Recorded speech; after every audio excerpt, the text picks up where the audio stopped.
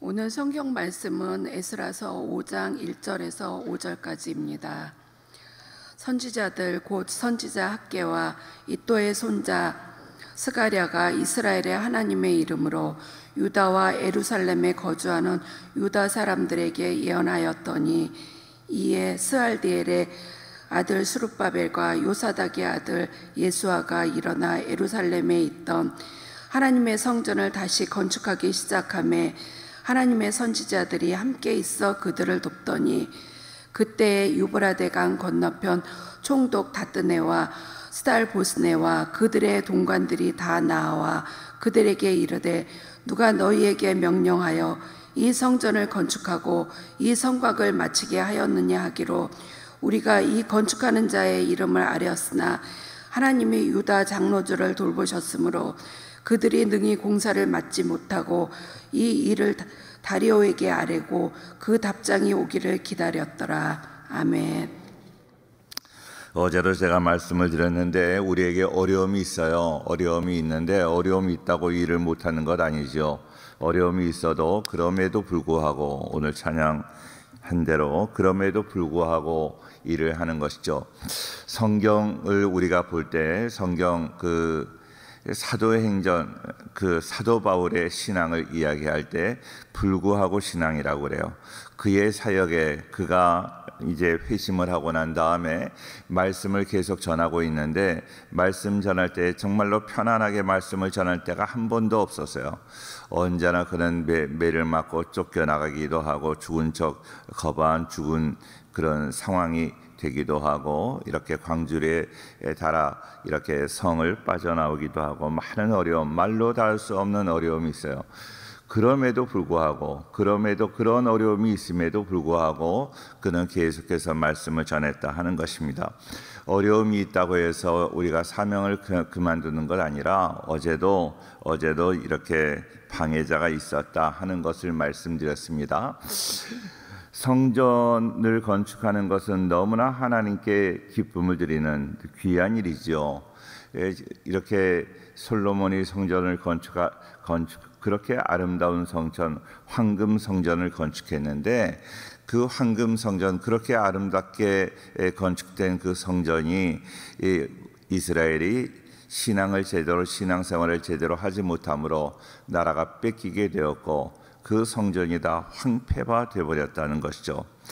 그래서 그 하나님의 집이라고 말하는 성전이 황폐되었기 때문에 이제 70년 만에 다시 포로 생활에서 귀환해서 먼저 하는 일이 성전 건축이었다. 너무 중요한 일이었습니다. 성전 건축을 이제 시작을 합니다. 성전 건축을 시작을 하자마자 어려움이 있어요.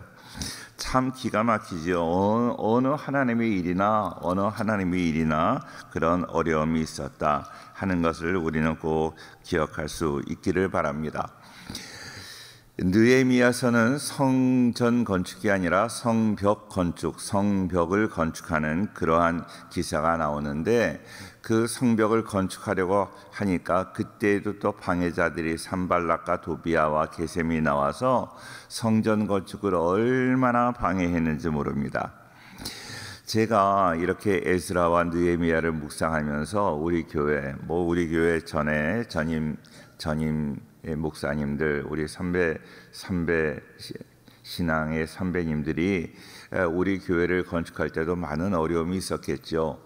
그때 저희는 잘 알지 못하고 어려서 우리가 깨닫지 못했는데, 우리 시대에 우리 그 건너편에 있는 비전 센터를 지을 때도 어떻습니까? 비전 센터 이렇게 기공 예배를 드리고 그 다음날 교회 나와 보니까 그 밤에 세워놨는지 프랑카드가 붙어 있어요. 기억나시나요? 자, 송영교회는 각성하라. 이 지역 주민을 위해서 이렇게 다른 사람들의 이야기인 줄 알았어요. 다른 사람들의 이야기인 줄 알았는데, 그 저녁 때 이제 귀가를 했고, 새벽에 나오는 그때 그 어간에 몇 시간 되지 않는 그 시간에 그거를 다 붙여놓았어요. 교회 주변에. 참 이런 그 성전을 건축한다고 하나님께 기공 예배를 드리고 기쁨으로 이 일을 시작하려고 하는데 방해가 시작이 되었다 하는 거예요. 성경 말씀 그대로입니다. 그대로. 하나님의 일을 할 때 방해가 있다는 것을 우리가 꼭 기억하셔야 돼요. 자, 어제 보았던 에스라 4장 맨 마지막 23절과 24절을 보겠습니다. 에스라 4장 23절을 제가 읽고 24절을 같이 보지요. 아닥사스다 왕의 조서 초본이 르훔과 서기관 심세와 그의 동료 앞에서 낭독되매 그들이 예루살렘으로 급히 가서 유다 사람들을 보고 권력으로 억제하여 그 공사를 그치게 하니 24절 시작. 이에 예루살렘에서 하나님의 성전 공사가 바사왕 다리오 제2년까지 중단되니라 그랬습니다. 자, 그래서 성전이 다리오 왕 2년까지 중단되었다고 그러는데 그 횟수로 보면 16년입니다. 16년 동안이나 성전 건축이 중단이 되었다 하는 것입니다. 기가 막히죠. 기가 막힙니다. 왜 그럴까요? 성전 건축 그 포로로 끌려간 것도 자기들에게 문제가 있었고 성전 건축이 중단된 것도 그들에게 문제가 있었습니다. 그러나 오늘 5장은 새로운 역사가 일어나지요. 그럼에도 불구하고 성전이 그런 방해가 있고 어려움이 있고 역경이 있어도 성전 건축이 다시 시작이 된다 하는 것입니다. 하나님은 살아계십니다. 하나님이 역사하시면 안 되는 걸 되게 하시는 하나님의 은혜가 있다는 것을 우리는 꼭 기억할 수 있기를 바랍니다. 오늘 말씀에 오늘 우리 권사님 잘 읽어주셨는데 오늘 6절 말씀을 보겠습니다. 6절 말씀 같이 한번 읽을게요. 6절 시작. 유브라데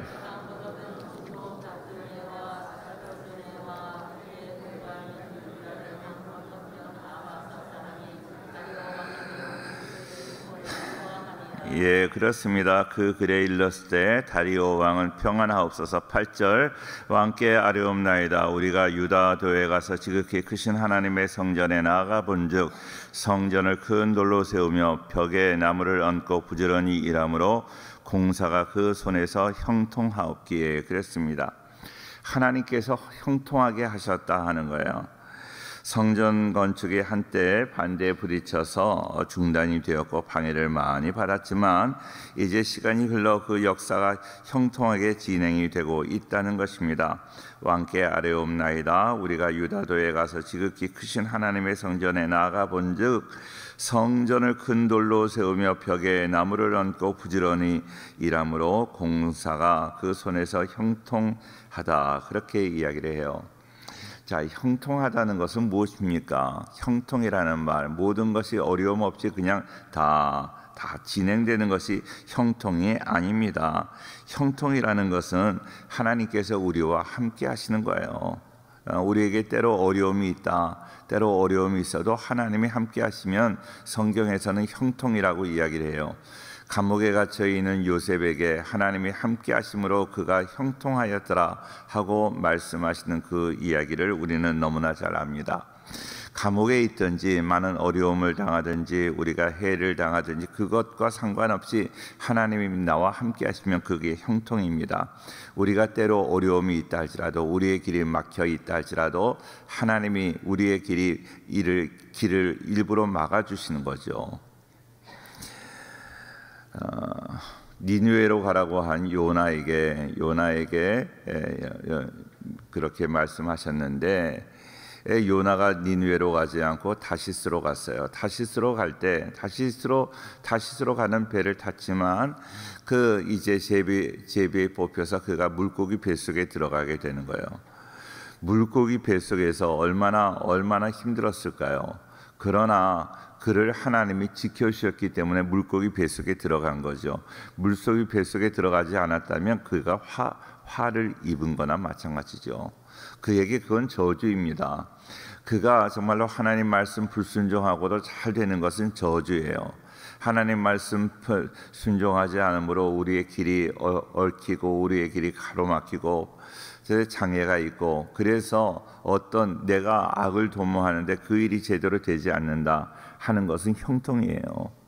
내가 되지 않는 것 같지만 하나님께서 나를 지켜주시기 위해서 내 길을 가로막는 것은 형통이라는 것입니다. 많은 사람들이 하나님의 일을 이렇게 불순종하다가 일이 가로막힌 적이 많이 있잖아요. 그것을 형통하지 못하다고 말할 수 없는 거예요. 하나님이 함께 하시는 것이 형통인 줄로 믿습니다. 할렐루야. 우리 사랑하는 성도님들도 언제나 이 세상을 살아가는데 하나님이 함께 하시는 그 형통, 그러니까 내가 하고자 하는 그 계획들이 다 수포로 돌아가고, 저도 여러 가지 계획이 있었지만 제 계획대로 된 것이 하나도 없어요. 그러나 제 계획대로 되지 않았다고 해서 그것이 일이 안 됐다, 나는 하나님께 여러 가지 어려움을 당했다, 그렇게 말할 수 없는 거죠. 그거는 훈련이었고 하나님께서 원하시는 그 길로 나아가게 된 것, 그것이 참된 형통인 줄로 믿습니다. 형통한 우리 성도들이 될 수 있기를 축원합니다. 할렐루야. 자, 그리고 11절과 12절을 보겠습니다. 11절과 11절을 제가 봅니다. 그들이 우리에게 대답하여 이르기를 우리는 천지의 하나님의 종이라 예전에 건축되었던 성전을 우리가 다시 건축하노라. 이는 본래 이스라엘의 큰 왕이 건축하여 완공한 것이었으나. 12절 시작. 우리 조상들이 하늘에 계신 하나님을 노엽게 하였으므로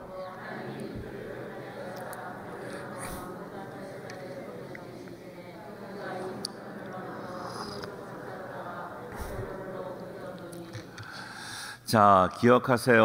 오늘 그들이 성전 건축에 힘쓰고 있었습니다. 그런데 이들이 최초의 성전이 뭐라고 이야기를 합니까? 이스라엘의 큰 왕이 건축하여 완공한 것이었으나, 큰 왕이라는 것은 솔로몬을 말하는 거예요. 아무리 큰 왕이 건축했다 할지라도 하나님이 허락하지 않으면, 하나님이 이스라엘에게 심판을 내리시면 한순간에 무너지는 거예요. 몇십 년 동안 건축한 것 상관없어요. 한순간에 무너지게 됩니다. 그런데 최초의 성전이 왜 무너지게 됐는지 그 이유를 깨닫게 되었다 하는 것입니다.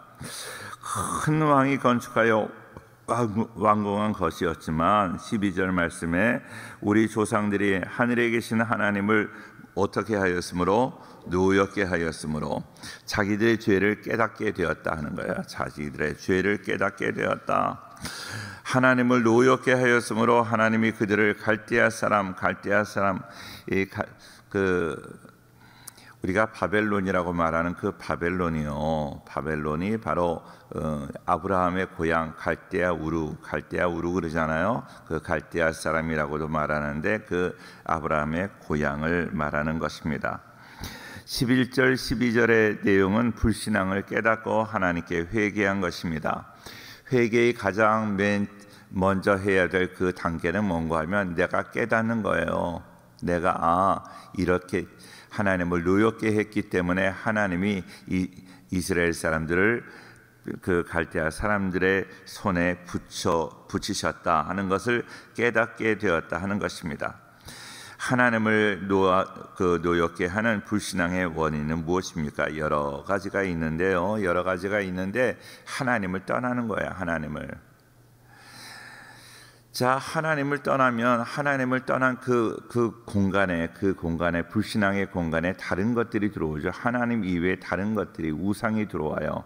불신앙이 들어오고 세상 것들이 들어오고, 그러니까 그 하나님이 노엽게 생각을 하시는 거예요. 하나님은 우리의 왕이 되기를 원하신다 그랬어요. 하나님은 왕이 되기를 원하신다. 우리 사랑하는 모든 성도님들, 하나님을 왕으로 모시고 살아갈 수 있기를 바라고요.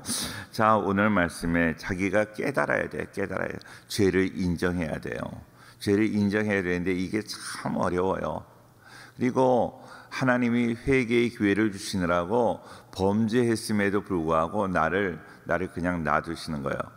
죄를 짓고 그대로 내가 심판을 받거나 어떤 징계를 받으면 죄를 깨달을 텐데, 그러지 않고 하나님은 회개의 기회를 주시는 거예요. 회개의 기회를 주시면 죄를 지어도 괜찮다고 생각을 해요.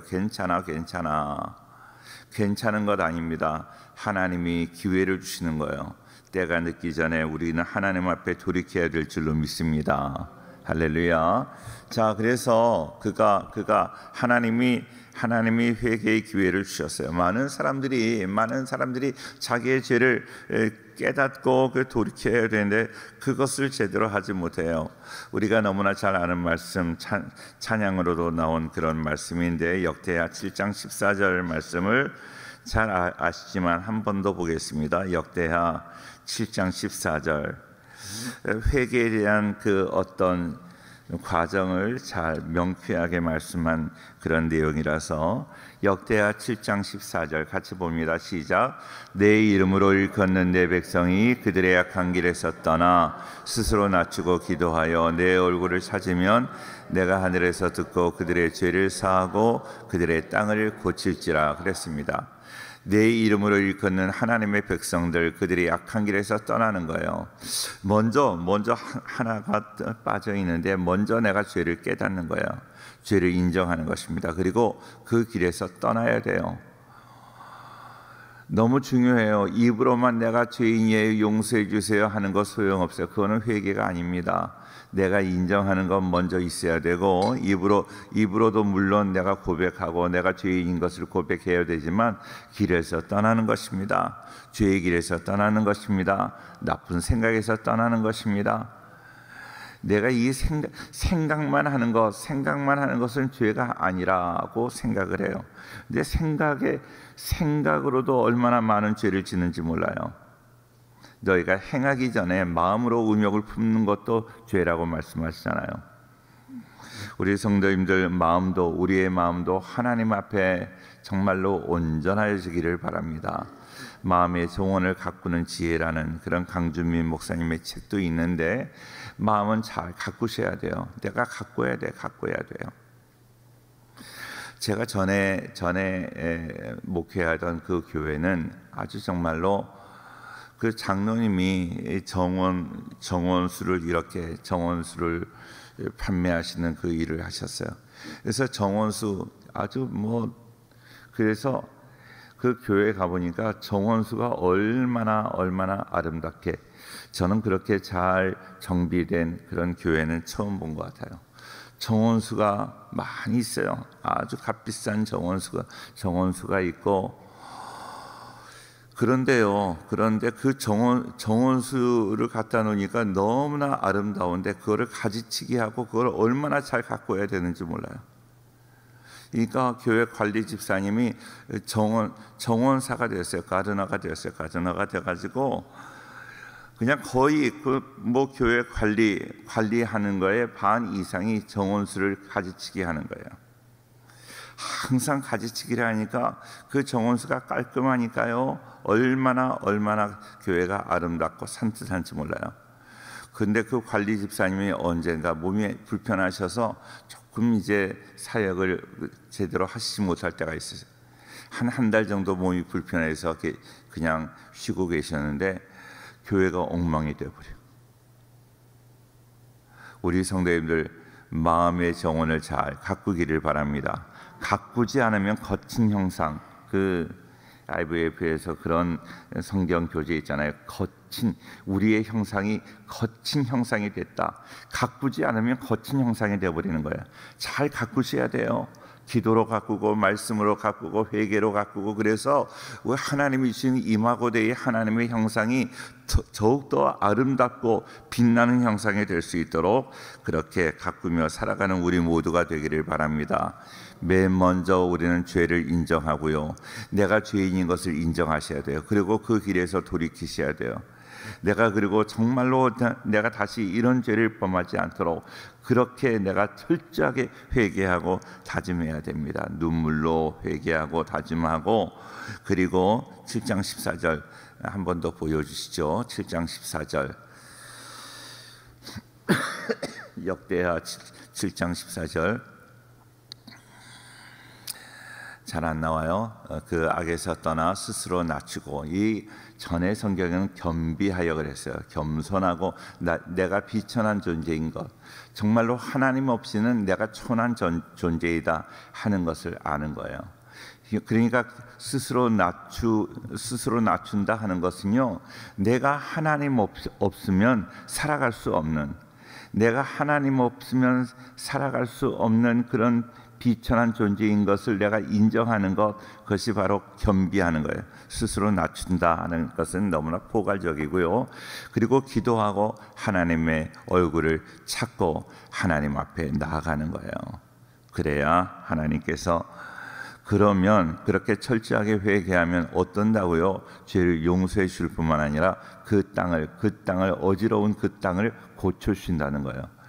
나의 죄로 인하여, 내 죄로 인하여 내가 너무나 사는 게 너무나 척박하고 너무나 어렵고 그러는데 그 문제들을 다 해결하신다는 거예요. 죄로 물들으면 내 삶이 제대로 되지 않아요. 막 여러 가지로 어렵습니다. 그런 문제들이 다 해결되기를 축원합니다. 할렐루야. 자, 오늘 정말로 철저하게 회개하고 하나님이 나와 함께 하시는 것이 형통인 것을 기억하고, 늘 하나님이, 그러니까 내가 일이 잘 되는 것, 그것보다 우리가 원해야 되는 건 뭐겠어요? 하나님이 나와 동행하시기를 원합니다. 아니, 하나님은 왔다 갔다 나와 동행하고 누구 다른 사람과 동행하고 그러시는 분이 아니에요. 하나님은 움직이지 않아요. 시편 118편에 보면 여호와는 내 편이 되신다고 말씀하시는데, 하나님은 내 편이 됐다, 다른 사람이 편이 됐다 그러지 않아요. 내가 움직이지 않으면 나는 늘 주님과 동행하게 될 줄로 믿습니다. 하나님 앞에 신실하게 살아가는 우리 모두가 되기를 축원합니다. 그래서 오늘 13절부터 말씀을 보니까 하나님께서 처음부터 마지막까지 다 이루셨어요. 바벨론 왕 고레스 원년에 고레스 왕이 조서를 내려 하나님이 성전을 다시 건축하게 하고 그랬어요. 거기서부터 계속 15절까지 17절까지 계속 보면 하나님이 다 하셨어요. 하나님이 주도권을 가지고, 이니셔티브는 하나님이 가지고 계시는 거예요. 네? 하나님이 다 하시는 거예요. 하나님이. 제가 이런 말씀 드려도 되나 모르겠네요. 결혼식을 이제 주례 부탁을 해서 결혼식 주례를 합니다. 결혼식 주례를 할 때 교회에서 하면 좋고요. 교회에서 안 하더라도 주례자에게 모든 것을 다 맡겨 주시면 제가 이렇게 기도하고 결혼식을 정말로 하나님의 은혜 안에서 이렇게 잘 진행하도록 저도 기도로 준비하고 해서 결혼식을 이렇게 주례하게 인도하게 되는데, 뭐 사회자가 있고 여러 가지 주례를 맡겨놓고 여러 프로그램들이 많이 있으면 너무 뭐 주례를 하긴 하지만 참 쉽지 않아요. 그리고 주례자가 막 그 어떤 프로그램에 하나님의 인도를 따라서 하는 것이 아니라 어떤 인간의 프로그램에 따라서 그 예식을 진행하는 게 쉽지 않더라고요. 잘 기억하세요. 하나님이 나의 삶, 인간을 우리는 미크로코스모스라고 말을 해요. 인간 소우주 안에 하나님께서 하나님 마음대로 역사하실 수 있도록 모든 자리를 비워드리는 거예요. 하나님이 마음대로 주관하셔야, 정말로 하나님이 마음대로 주관하셔야 우리 안에 하나님 나라가 건설되는 것 아닙니까? 내가 하나님을 믿는다, 하나님을 주인으로 모신다고 그러면서 내 마음대로 다 하는 거예요. 내 마음대로. 하나님은 이것만 하세요. 하나님은 나에게 복만 주세요. 그러시는 하나님이 아니에요. 하나님께 나의 주권을 다 내어드리는 거예요. 하나님 마음대로, 하나님의 뜻대로 나를 주관하시는 거예요. 주님의 뜻을 이루소서. 주님의 뜻을 이루는 우리 복된 성도들 되기를 주의 이름으로 축원합니다. 할렐루야. 정말로 늘 하나님의 주시는 은혜 가운데 형통함을 누리고 하나님께 주권을 다 내어드리고 더 철저하게 내가 하나님 앞에 회개함으로 하나님의 은혜와 영광을 경험하는 우리 모두가 되기를 축원합니다.